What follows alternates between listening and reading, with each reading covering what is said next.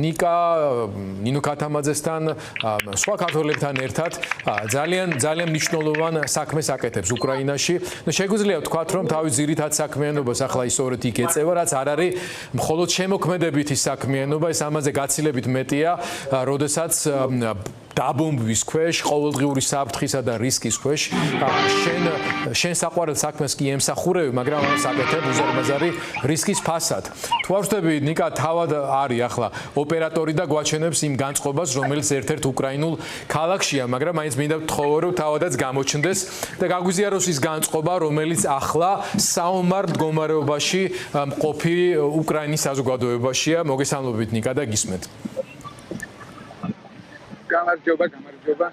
ეს აქ უკრაინაში თითქმის ალბათ ყველა ქალაქში ყველაზე ნაკლებად თუ იგრძნობა ომის რეალობა, ვინაიდან ყველა არის გარეთ და სხვადასხვა კონცერტებით, სხვადასხვა ადგილსასწაულო მოვლენებით აღნიშნავენ იმ უძვირფასეს დღესასწაულს, რომლის შინაარსსაც ასე თავგანწირვით, რომლის შინაარსის შენარჩუნებისთვისაც ასე თავგანწირვით იგრძნობს მთელი ეს ქვეყანა. ასე რომ დაგითხრათ, მე თვითონაც ხავარ დასავლეთ უკრაინაში 2 დღეა კიევიდან გადმოვიდა ძველი ლვოვში, სადაც შემდგომი ერთგვარი მანძილზე კონცერტი და ამიტომ ლვოვის ერთ-ერთი ცენტრალური მოედანზე ნიკა, პირველ რიგში ერთი მცირე ტექნიკური პრობლემის გამოსწორება გთხოვო, რომ რადგან გარე სივრცეში ხარ, იქნებ მიკროფონი თავად აი ამ მის ხაზის ახლოს მიიმაგრო, რომ უფრო კარგად ისმოდეს. შენ ახლა თავად აღნიშნე, რომ ხარ დასავლეთ უკრაინაში, ლვოვში, მაგრამ ამ ომს, თანამედროვე ომს ის სპეციფიკა აქვს, რომ შეიძლება ითქვას, რომ აღარ აქვს გადამწყვეტი მნიშვნელობა ფრონტის ხაზიდან რა სიღრმით ხარ დაცილებული, იმიტომ რომ ლვოვიც იბომბება ხოლმე და დღეს უსაფრთხოდ უკრაინაში ადამიანი თავს არ გრძნობს. აი რა გრძნობა, როდესაც ამ პირობებში ომის მდგომარეობაში მუსიკის ენით ესაუბრებით თქვენ უკრაინულ საზოგადოებას და დამატებით კიდევ რას ნიშნავს, როცა ამას აკეთებს ქართველი? საერთოდ ქართველების დამსახურება ჩვენი ქართული ლეგიონის და მებრძოლების ძალიან ყურადღებულია და ძალიან ბევრჯერ მსმენია დიდი მადლიერება უკრაინელების აქ ვერ ნახავთ უკრაინელს აქტიურად ვეცეთ თაობას, ძალიან პატარა ბავშვები არიან, ვინც ეს არ აინტერესებს, რომლებიც არ არიან აღწევანებულები და მადლიერები ჩვენი ქართველი მათთვის თანამებრძოლები. ჩვენი მხარით, ხო, როგორც შენ აღნიშნე, ჩვენი მთავარი დანიშნულება და მისია მგონია არის საზოგადოების აი მუსიკის მოყვარულ ხელოვნების მოყვარულ საზოგადოებას და ასევე ჩვენი კონცერტები გადაიცემა ბუნებრივია ტელევიზიით ფართო საზოგადოებას ვანახავთ, რომ ჩვენი ქვეყანა მათ ძალიან ჩვენი ხალხი გულშემატკივრობს და ლოცულობენ იმისთვის, რომ უკრაინამ დაამარცხოს ჩვენი საერთო მტერი.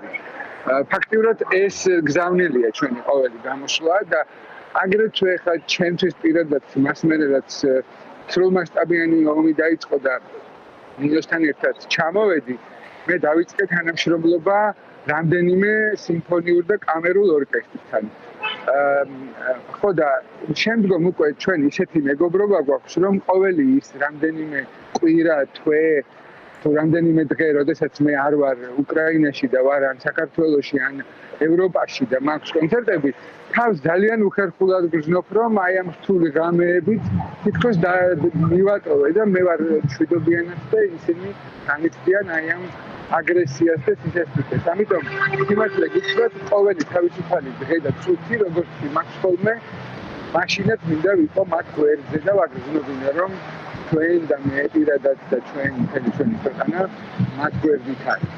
და ამას ემატება კონცერტები, რომელიც რაც ყოველთვის საოცრება არის, აი ამ ყველაფრის მიუხედავად კულტურული ცხოვრება არ ჩერდება.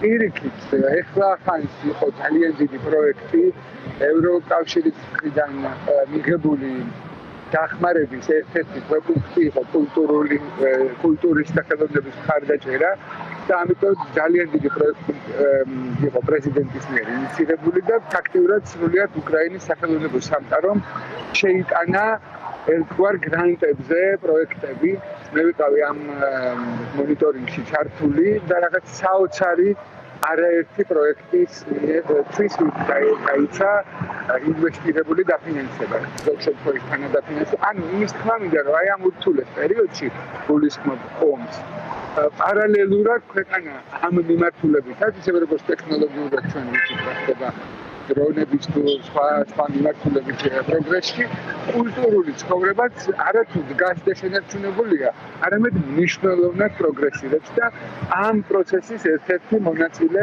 მეც ვარ. აინიკა, ბოლო კითხვა, გაგრძელება ფაქტობრივად იმისა, რაზეც ახლა შენ საუბრობდი, ანუ საზოგადოების განწყობაზე, სულისკვეთებაზე. ეს ომი გამოფიტვის ომია, შეიძლება ასე ითქვას და თავდაპირველად პუტინს რა თქმა უნდა მომენტალური გამარჯვების გათვლა ჰქონდა, მაგრამ თვეების შემდეგ შეიძლება ითქვას რამდენიმე წლის შემდეგ, როცა გაიაზრა, რომ ეს არ გამოდის, სტრატეგია შეიცვალა და სტრატეგიის მთავარი მიზანია გამოფიტვა უკრაინის. რუსეთი უფრო დიდია, იქ ადამიანის ფასი ფაქტობრივად არ აქვს, იქ არის უზარმაზარი სიღრმე სტრატეგიული, შეუძლია მთელი ეკონომიკა და ყველაფერი მიმართოს სამხედრო აგრესიული ამოცანებისთვის, რაც უკრაინა განსხვავებული ქვეყანა, განსხვავებული სახელმწიფო და ერია ამ თვალსაზრისით, ხო? როგორ ატყობ შენ არა მარტო კულტურული და განწყობის თვალსაზრისით, ეკონომიკის, მათ შორის საზოგადოების აქტივობის თვალსაზრისით, აი გამოფიტვის ელემენტები შეუძლებელია რო არ იყოს ამდენწლიანი ომის შემდეგ, ხო, მეორე მსოფლიო ომის ხანგრძლივობას გადასცა უკვე.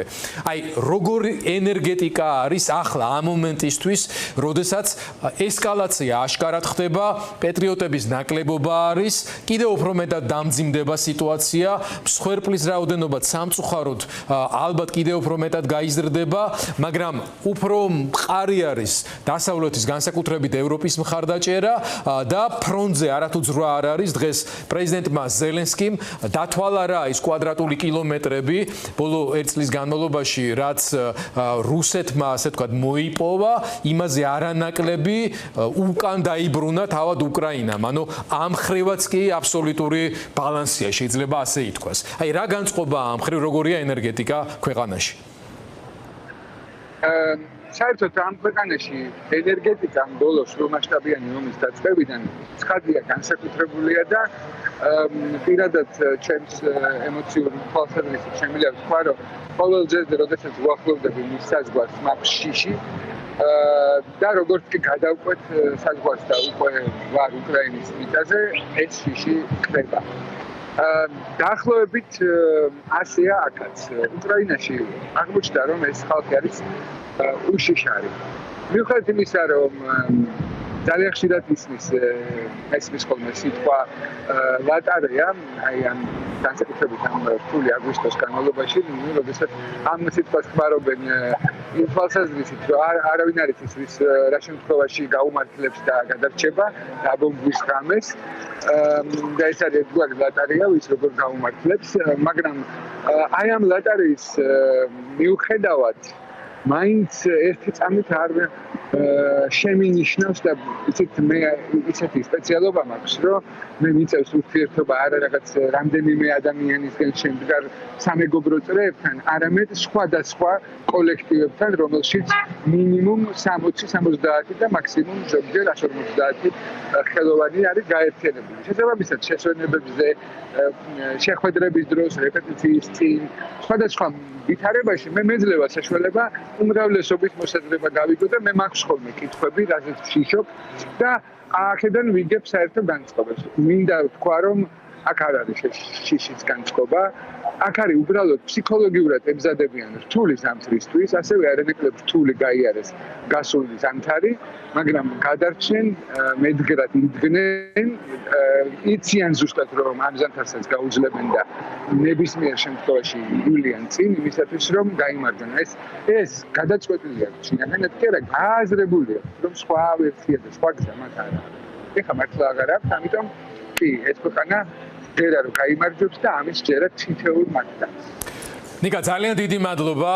ის რადგან ჩვენ საუბრობდი, დიდწილად ჩვენს გეხება, იმიტომ რომ გარკვეული გაგებით ჩვენც ხარ ამ საზოგადოების ნაწილი ახლა, რომელიც იბრძვის და რომელიც არც ერთ წევრს ალკე აღებული და მათ ოჯახებს არანაირი 100%-იანი გარანტია არ აქვთ, რომ ისინი აბსოლუტურად დაცულები იქნებიან და მინდა უსაფრთხოდ მაგ ყოფნა გისურვო და გამარჯვება უსურვოთ უკრაინას საქართველოსთან ერთად. ამინ. დიდება უკრაინის და ჩვენს საქართველოს.